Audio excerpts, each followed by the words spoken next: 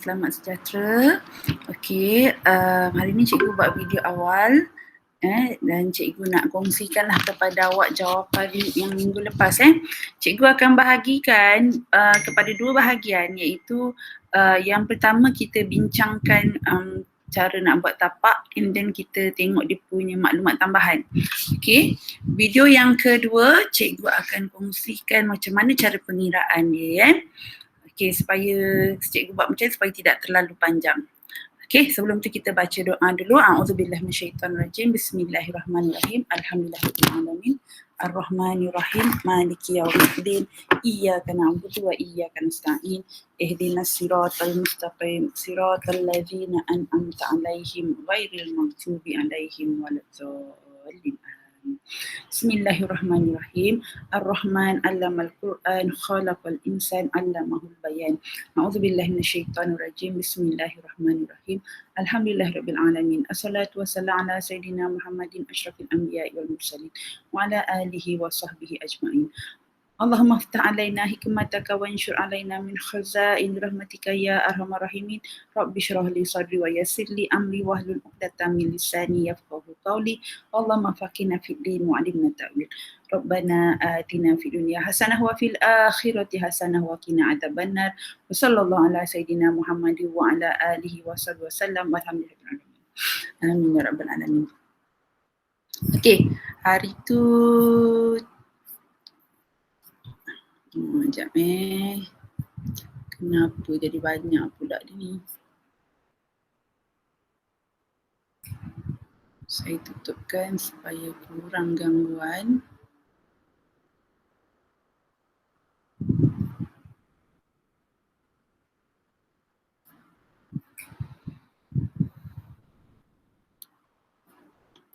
Okeylah, tak apalah. Okey, hari tu saya bagi soalan yang ni Okey, muka surat 33. Okey, pasal Encik Sean tidak menyimpan rekod dengan lengkap. Okey, jadi macam mana kita nak buat? Jadi seperti biasa kita tengok dulu pada apa yang soalan ni nak Okey, soalan ni nak akaun kawalan belum terima, akaun kawalan belum bayar, akaun perdagangan terugi dan juga penyerta kedudukan kewangan. Okey, jadi saya pun pergi pada ni Okey, jadi tolong ingat format dia. Ni dia tak minta jadi saya padam. Dia tak padam pun sebenarnya tapi saya hitamkan. Okey. Akaun kawalan belum terima, tolong ingat baki BB tempat tambah, sebelah sini baki HB tempat tolak. Okey, lepas tu bila kita terima pembayaran daripada bank, dia sebelah dia kredit kan, sebab bila kita ni hutang dia berkurang, pulangan jualan ni berkurang manakala jualan kredit bertambah. Itu je. Okey, manakala ini akaun belum bayar. Dua ni dia minta Okey, lepas tu dalam soalan lagi dia minta akaun perdagangan untung rugi dan juga penyerta kedudukan kewangan. Dan kalau tengok ini adalah kaedah analisis Okey, jadi dalam soalan ni, okey saya pun dah prepare lah akaun untung rugi dan juga PKK. Ingat, bila awak buat sediakan format ni dalam masa 5 minit sahaja sepatutnya awak dah siap. Kalau awak buat lebih daripada 5 minit, maknanya awak berada dalam inilah maknanya dalam masalah lah maknanya awak kena atasi dengan buat banyak lagi latihan. Okey, lagi awak kena buat 1 jangka masa sebab dalam akaun paper kertas 2 ni dia ada 2 jam setengah, 2 jam 30 minit. Okey, jadi awak perlu jawab dalam 5 soalan. Okey, jadi lebih kurang purata lah, saya ambil purata sebab ada sebenarnya kalau soalan 1 dia pendek saja 10 markah, sebenarnya awak ambil masa soalan 1 dalam 15 minit macam tu je. Okey, jadi awak mempunyai masa yang lebih untuk soalan 2 dengan 3. Tapi ni saya pukul rata. Jadi maknanya satu soalan awak kena jawab dalam lebih kurang masa 30 minit sahaja. 30 minit tu untuk siap. Itu untuk kita dapat A+. Okey, saya memang sebenarnya subjek ni sebenarnya tak susah nak dapat A. Okey, dengan insya-Allah dengan apa saya cuba bantu awak, and then awak pun kena bantu diri awak sendiri untuk buat, untuk hafal format. Jadi insya-Allah saya percaya boleh dapat. Okey, jadi tanpa membuang masa saya terus masuk pada dia punya ni Okey, dia bagi kat sini maklumat tambahan inventory 3,500, 4,200. Jadi kita tahu 1 Januari ni adalah inventory awal, 31 Disember adalah inventory akhir. Tolong hati-hati dengan tarikh Jadi kita terus masukkan dekat sini 3,500.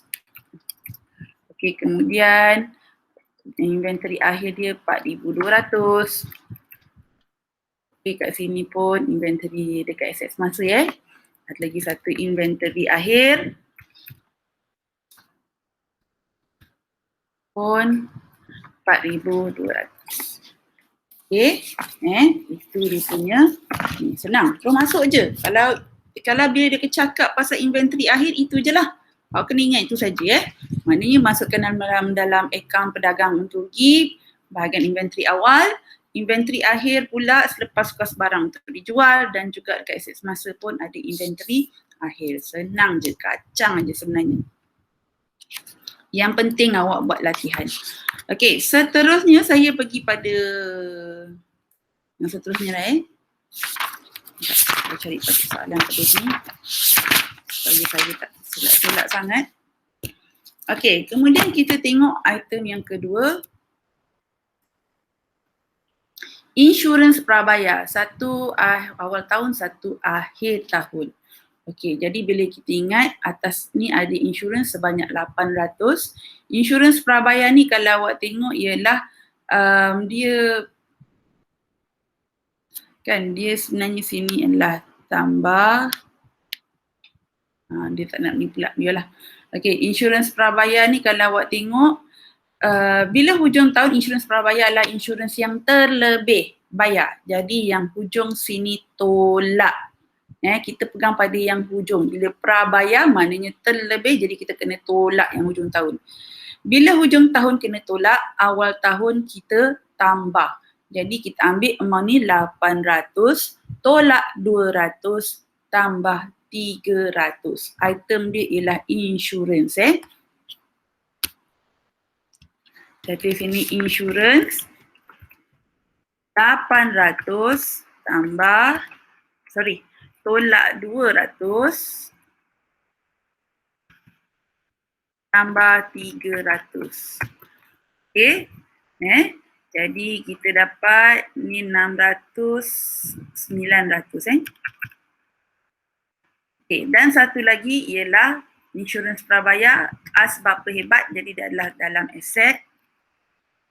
Di sini insurans prabayar. Okay, amount dia adalah 200. Okay, senang je kan? Okay, ingat ni tadi kenapa kita tolak, sebab dia insurans yang terlebih bayar pada hujung tahun. Bila terlebih kita kena tolak. Hujung tahun tolak maknanya awal tahun kita tambah. Sebab apa? Tahun lepas kita terlebih bayar, bawa masuk ke tahun ni, sebab tu dia tambah Okey, kita tengok pula pada sewa. Sewa belum terima. Bila sewa belum terima, kita tahu dia ni adalah hasil. Nama pun terima kan? Pasal sewa belum terima pada hujung tahun, nama pun belum terima, maknanya ialah sewa yang terkurang terima.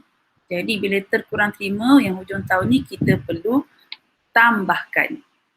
Okey, jadi sewa sini ada hasil. Okey, ingat bila sewa jangan ambil sebelah sini pula, ni semua belanja ni.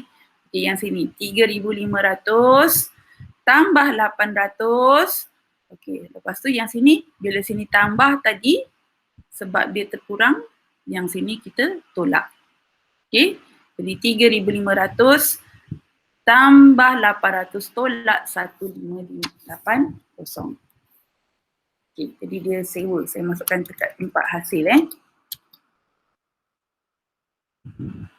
3,500 tambah 800 tolak 1,580.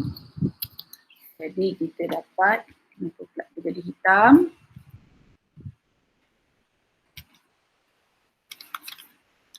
RM3,500 tambah 800 tolak 1,580. Jadi kita dapat 2,720.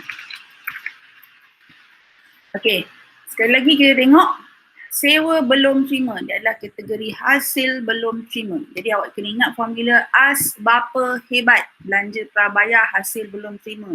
Jadi dia adalah kategori aset semasa. Sekali lagi, masuk dalam aset semasa, sewa belum terima. Jadi yang kita ambil yang hujung tahun Jadi amount dia adalah 800. Okay, senang je kan sebenarnya. Yang penting awak buat latihan. Okay, kita tengok pula seterusnya soalan dia mengenai perabot. Tengok perabot dia ada baki awal, baki akhir, dia berubah. Okay, and then yang ni pula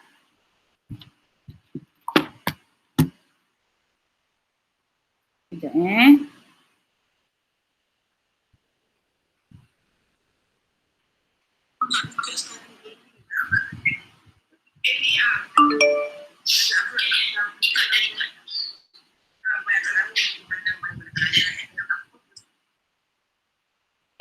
Okay, minta maaf. Okay, tadi saya, perabot ni dia ada baki awal, ada baki akhir and then dia ada beli. So far dia tak ada jual. Kalau sini maknanya beli sebab duit keluar. Kalau sini jual sebabnya duit masuk Okay, ingat bank buku tunai, sini tambah, sini tolak. Sini terima duit, sini tolak ataupun kita buat pembayaran. Okay, jadi macam mana kita nak kira dia punya susut nilai, iaitu baki awal, baki bibi, tambah apa yang dia beli baru, tolak hantar bawah. Jadi kita dapat amount susut nilai dia. Okay, sama-sama kita buat.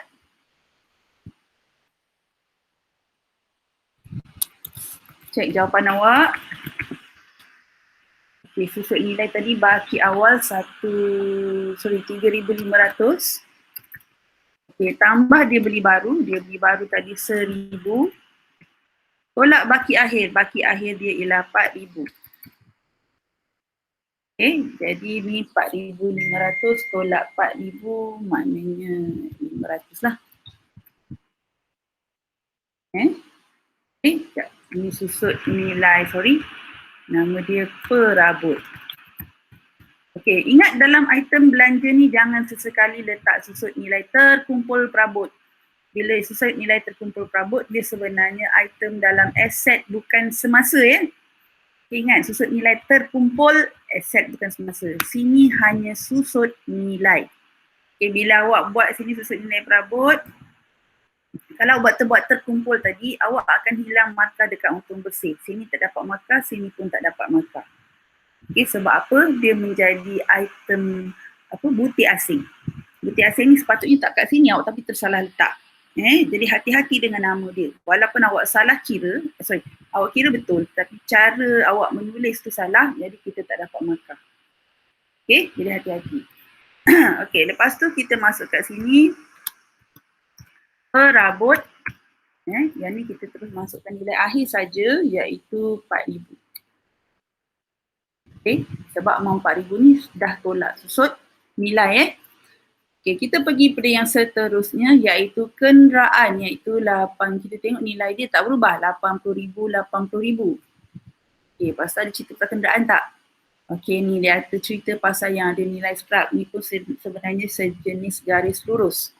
Okay, tapi cara pengiraan dia sedikit berbeza. Sebelum ni kita belajar garis lurus, kos darab peratus. Tapi yang ni dia lain sikit, iaitu kita ambil kos, okay, tolakkan dengan nilai scrap, kita bahagikan dengan tahun. Jadi kos dia tadi lah 80,000. Sekali lagi, sini apa nama dia? Susut nilai kenderaan. Tak ada terkumpul Kalau siapa yang tadi tak ni, tengok balik, dengar tadi penjelasan saya yang awal tadi. 80,000, okay, tolak dengan nilai scrap dia ialah 2,000. Okay, jadi kita bahagikan dengan 10 tahun. Okay.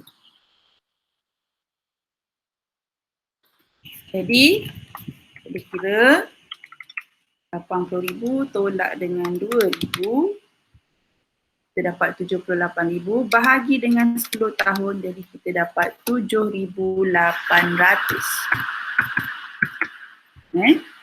Itu susut nilai kenderaan. Kita buat pula dekat sini. Okay, saya ambil kenderaan 80,000. Okay, tolak susut nilai kenderaan. Okey, jadi susut nilai kenderaan dia tadi cuma setahun je kan? 7,800. Jadi ni saya tak faham lah.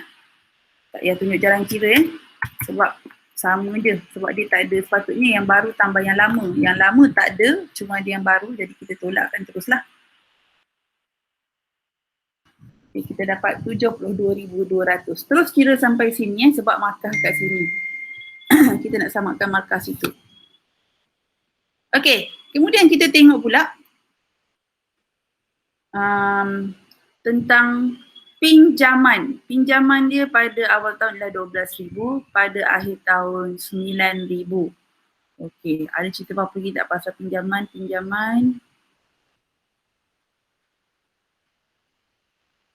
Dia cuma cerita pasal faedah pinjaman je.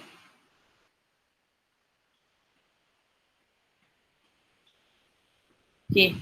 Dia matang pada 31 Disember 20x2. Sekarang ni 31 Disember 20x9.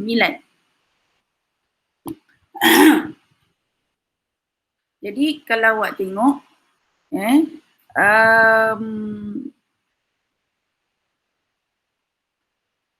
kita tak cakap mula bila ya.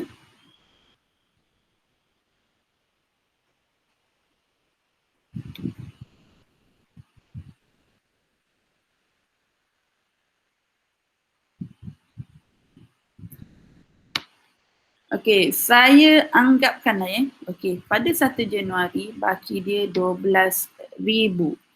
Okey, 1 Januari 20x9 sehingga 31 Disember 20x2. Okey, jadi dia ada 3 tahun 1 Januari 20x9 lepas tu sampai ke 31 Disember 2009, 31 Disember 20x0, 4 tahun X1, X2, 4 tahun.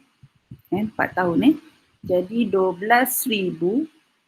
Okey, kita bahagi dengan 4 tahun. Jadi maknanya setiap tahun dia kena bayar 3,000. Okey, macam ni saya tahu 12,000 saya bahagikan dengan 4 tahun. Macam ni saya dapat 4 tahun. Awak tengok balik tadi. Sebab pada 1 Januari tu dia kata amount dia 12,000.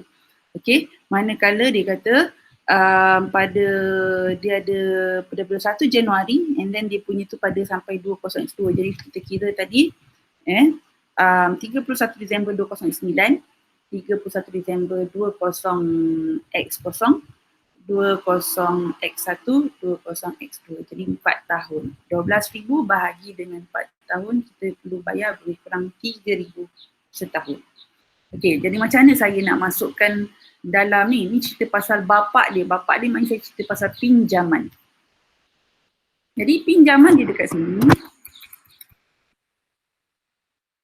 Okey, iaitu kalau kita tengok saya bagi tempoh masa kat sini lah kononnya kat sini ialah saya colourkan sikit bagi nampak ni. Okey, katakanlah kat sini 31 Disember 20x9. 20x9 kat sini Sini tau. Sini ni dia punya ni, saya punya letak dia ni. Okey, kemudian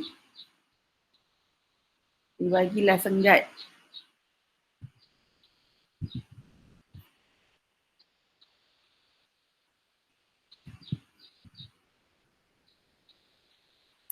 Ni 20x9.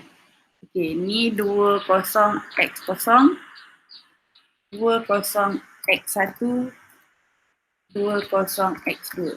Okey, letakkan kat ujung semuanya. Okey, ni tunjukkan dekat sini lah ya, dia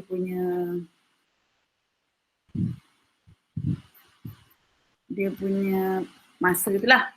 Okey, 31 Disember. Okey, sekarang ni kita nak tutup dia punya kewangan dia dekat sini Okey, jadi macam mana awak nak tengok? Okey, Daripada sini ke sini dia menjadi liability semasa. Sini LS. Ini dia kena bayar cepat.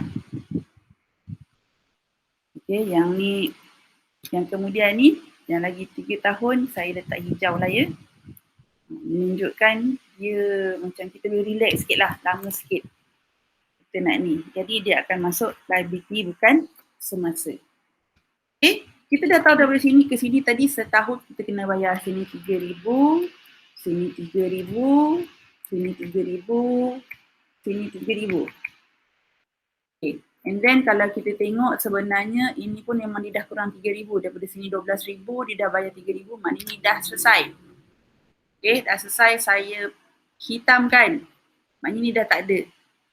Okay, kalau ada, dia pun jadi liability semasa juga.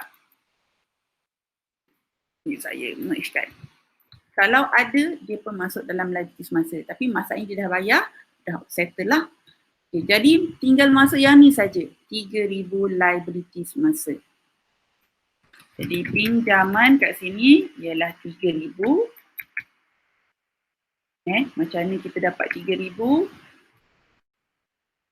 Ambil lah tadi 12,000 bahagi dengan 4 tahun. Okay. Manakala yang ni tadi pinjaman tadi 9,000 kan, balance hutang ni tadi dia dah bayar 3,000 tolak 3 kan, 3,000 dia 3,000 tu dah masuk liability semasa. Jadi balance dia kat sini tinggal 6,000. Yang 6,000 ni yang ni tadilah yang liability bukan semasa. Okey, boleh? Itu cerita pasal pinjaman. Okey, nanti sekarang bila masuk dalam yang bawah ni faedah, kita cerita pasal faedah pinjaman dia. Dia sedikit berbeza, dia macam anak beranak tapi dia lain sikit. Okey, saya masukkan pula yang bawah ni, akaun belum terima 1,500, ni baki bawah, sini hantar bawah. Saya masuk macam tu je. Okey, jadi ini adalah 1,500. Hantar bawah dia ialah 2,000. Okay, sama juga yang ni saya masukkan sebab akaun belum bayar, dia terbalik kan sebab dia kredit 2,770. Sini ialah 3,600. Okay, dah. Okay, jadi maknanya yang atas ni semua kita dah selesaikan. Kita pergi pula pada yang bawah ni.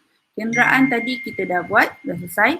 Ambilan barang RM60 sebulan mulai 1 Mac 2009, terlupa direkod.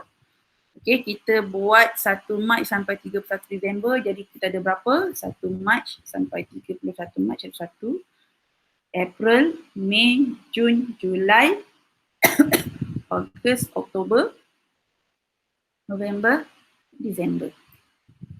Betul ke? Bulan 3 tadi 4, 5, 6, 7, 8, 9, 10, 11, 12. 10 bulan. Cikgu salah kira Okey. Jadi maknanya 10 bulan dia kata tadi ambilan barang niaga. Okey, satu memanglah efek dekat ambilan.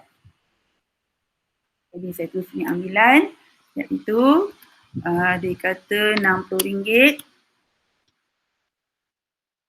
Sebabkan dia kata tadi setiap bulan tadi yang selama 10 bulan kan. Jadi saya tulis sini 600 Okay, lepas tu bila dikata ambilan barang niaga, kita perlu buat adjustment ataupun pelarasan pada belian. Okay, belian tadi kita tak pasti berapa. Okay, dah. Tolakkan dengan tadi yang tadi tu 600 ambilan barang niaga Okay, tak perlu kira dulu sebab kita tak kira lagi bawah-bawah dia. Pulangan jualan oleh pelanggan berjumlah 600 belum direkodkan dalam buku perniagaan. Okey, bila pulangan jualan pelanggan, maknanya satu dia melibatkan ABT. Okey, dan yang kedua ialah pulangan jualan lah. Okey, saya masukkan dulu dalam pulangan jualan. Pulangan jualan dia tadi kat sini dia kata 600. Jadi saya masukkan 600 kat sini. Okey, satu dah selamat. Okay, bila pulangan jualan tadi jangan lupa dia adalah efek kepada dia punya akaun belum terima. Akaun belum terima dia ialah tadi amount asal dia, amount asal dia akaun belum terima ke atas tu ialah 2,000. Ni 2,000 ni. Okey, kita tolakkan sebab bila bilangan jualan dia kena tolak lah. 600. Jadi kita dapat 1,400 Okay, and then yang kat sini pun kita perlu adjust jugalah. Ni tadi ikut 1,400 macam tadi tu. Okay, and then bilangan jualan sini kita masuk 600. Okay dah, itu dah selesai. Selaraskan peruntukan hutang ragu kepada 5% atas akaun belum terima bersih. Okey, dia ada pula PHR. PHR macam mana pula kita nak kira? Okey, jadi kita tengok. Dia kata 5% atas akaun belum terima bersih. Okey, jadi kita terus ambil ni tadi. Pergi ke aset semasa. Inilah akaun belum terima bersih. Ingat, paling pendek per hutang ragu. Jangan sesekali buat PHR Okey, ambil terus amount ni 1,400. Kita darabkan dengan 5%. Macam tu je. Senang je kan? Jadi kita dapat 1,400 darab dengan 5%. Dapatlah RM70. Terus tolakkan. Tolak Jadi dapat 1,330. Okey, boleh? Okey, itu satu. Hari tu saya jawab peruntukan hutang ragu di mana dia tak ada dalam perdagangan untung rugi kan. Tapi sekarang ni saya masukkan pula dalam sini. Okey, dalam yang lepas dia tak ada tunjukkan pasal PHR pun. Jadi kita anggap PHR yang lama ialah kosong. Okey. Jadi kita nak kira sama ada dia masuk hasil atau belanja. Saya tulis sini dulu yang lama ialah kosong. Yang baru ni apa? Ialah yang kita baru kira tadi, iaitu RM70 kan. RM70. Jadi saya masuk sini. RM70. Okay. Formula dia akan jadi belanja, bubble belanja bila yang baru lebih besar daripada yang lama. Betul tak ni baru lebih besar daripada lama? Betul lah kan, ni 70 lebih besar daripada kosong. Okay, jadi dia masuk dalam belanja. Kalau sebaliknya, katakanlah yang baru, yang lama ni katakanlah 100. Jadi lama ni lagi besar kan. Jadi dia akan masuk hasil. Dia tak boleh masuk belanja. Terbalik je, sama ada hasil atau belanja. Dia akan jadi belanja bila baru lebih besar daripada lama. Dia akan jadi hasil bila lama lagi besar daripada baru. Okey, jadi macam mana pula kita nak masukkan? Jadi kita dah tahu dia belanja tadi Jadi peruntukan hutang ragu. Jadi saya tulis kat sini jalan kira dia 70 tolak kosong. Tolakkan saja amount ni. Kalau ke atas pun maknanya tadi 100 tolak 7, tolakkan 100 tolak 7. Tolakkan saja. Jadi dapatlah kat sini 70. Senang kan? Boleh? Ada apa-apa soalan? Okey, jualan termasuk 200 yang diterima untuk kerja-kerja akan dijalankan pada bulan Februari 2020. Dia buat syarikat apa ni?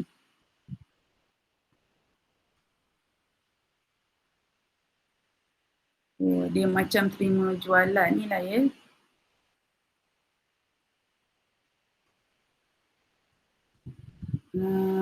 kerja-kerja yang akan dijalankan pada bulan Februari. Dia buat kerja apa?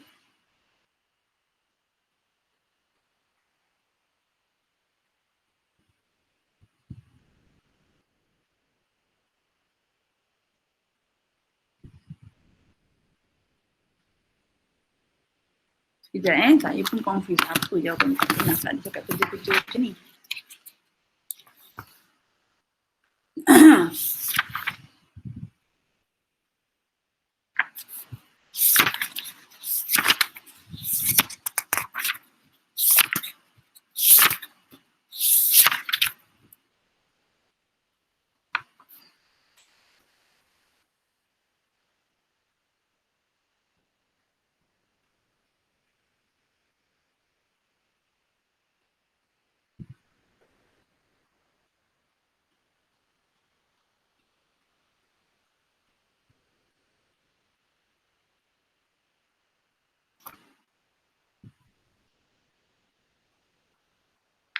Okay.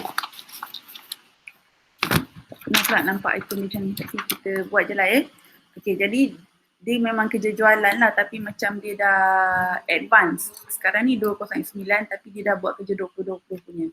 Jadi apa yang kita kena buat, satu ialah jualan, sebab jualan dia terlebih lah. Sebab ada yang tahun depan punya.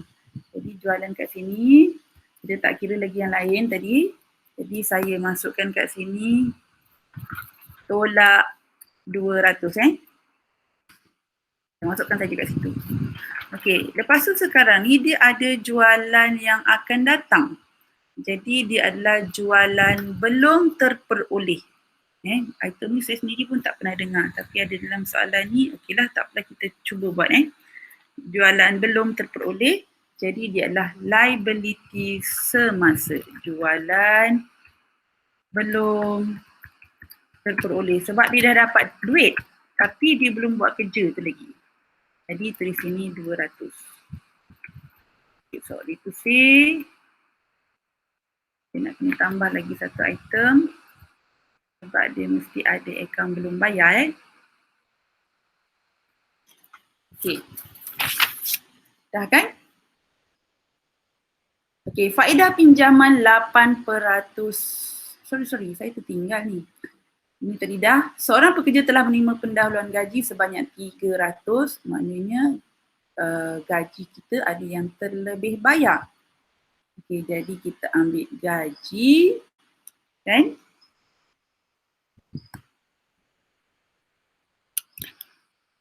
Gaji dia ialah 1,200. Dia terlebih bayar sebanyak 300. Sebab ada pendahuluan gaji. Okay, jadi kat sini 900. Okay, lepas tu sebabkan dia adalah gaji terlebih bayar ialah gaji prabayar 300. Ingat belanja tadi bapa hebat, jadi dia masuk dalam situ Okay, apa lagi? Ni kita dah selesaikan dan akhir ni dah. Faedah pinjaman sebanyak 8% setahun. Jadi 8% setahun biasanya dia akan darab dengan inilah dengan apa nama dia, amount awal dia. Jadi 12,000. Okay. Faedah atas pinjaman dia adalah belanja Ingat dia ada dua, faedah atas simpanan, faedah atas pinjaman. Formula dia adalah FASHA. Faedah atas simpanan, hasil. FASHA. Jadi faedah atas pinjaman dia jadi belanja. Tapi ingat ni je lah, jadi automatik awak akan ingat ni. Jadi faedah atas pinjaman. Okay, jadi sebab nama dia faedah atas pinjaman. Jadi awak kenakan 8% darabkan ke atas nilai pinjaman iaitu 12,000. Itu 12,000 kita darab dengan 8%. Jadi kita dapat 960. Okay. Lepas tu kita tengok ada tak kita bayar? Tak ada. Alright. Jadi kita anggapkan dia belum bayar lah. Bila dia belum bayar, faedah belum bayar, dia masuk dalam liability semasa As bapa hebat. Jadi belanja prabayar aset semasa. Jadi liability, belanja belum bayar dia masuk liability semasa. Jadi faedah belum bayar. Okay, semua sekali dia belum bayar. Jadi kita masukkan je lah 960. Ni pun saya kata tadi tak masuk lagi AAPB. Okay, sudah? Okay, saya berhentikan dulu sampai sini kita punya video.